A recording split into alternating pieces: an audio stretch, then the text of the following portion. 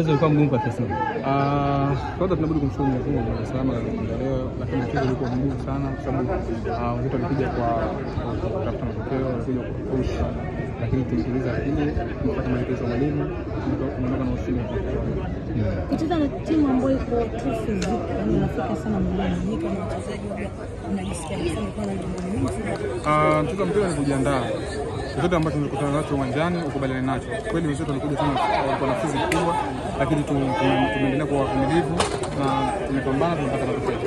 Mmeletwa ya mmoja na sasa kabisa.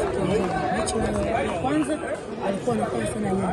Mechi leo wameamua kutawanya mpira au wameamua na yeye kucheza kwa nyuma.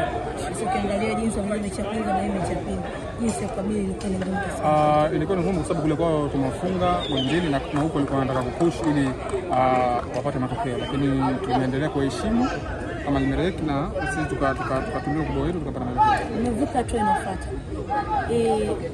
Inatengeneza picha gani kwa mbele katika hatua inafuata itakuwa ngumu zaidi kupata hiyo. Sababu KMKM tunaheshimu na timu nzuri mpaka wamevuka hatua ya pili, unajua na timu nzuri na wana wachezaji wazuri. Sisi kama wachezaji tunajiandaa vizuri, tutaenda kuheshimu na kupata matokeo na kuvuka hatua makundi. Mlikuwa mna pressure mchezo leo mkikumbuka kile ambacho kilitokea kwenye msimu uliopita dhidi ya Al Akdara hapa katika uwanja wa Chamazi?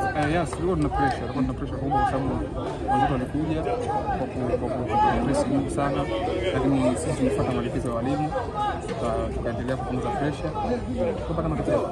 Timu 4 kutoka Tanzania zote zinafuzu katika hatua inayofuata. Ni faraja kiasi gani kwa nyinyi wachezaji kuona pia mnaiwakilisha nchi vizuri kimataifa? Ni faraja kubwa kwetu.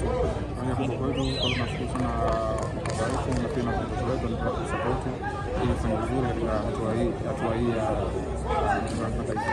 mashabiki wenu wategemea nini sasa kwenye mashindano haya, kwamba mtafika kwenye yani mtafika sehemu gani, kwa sababu kuna hatua ya robo finali, nusu finali mpaka finali kwenye hatua hii na mmeanza vizuri?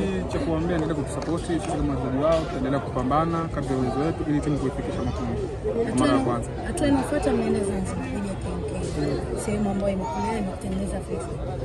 Kuna kitu gani kwa katika hatua inafuata dhidi ya KMK? Mimi sina kubwa zaidi ya kuambia wapenzi wa Azam ambao wako Zanzibar waendelee waje kwa wingi uwanjani, waje kusupport, tutapambana kwa matokeo katika mchezo huu. Tegemea kuona hatua ya makundi inshallah kwa sababu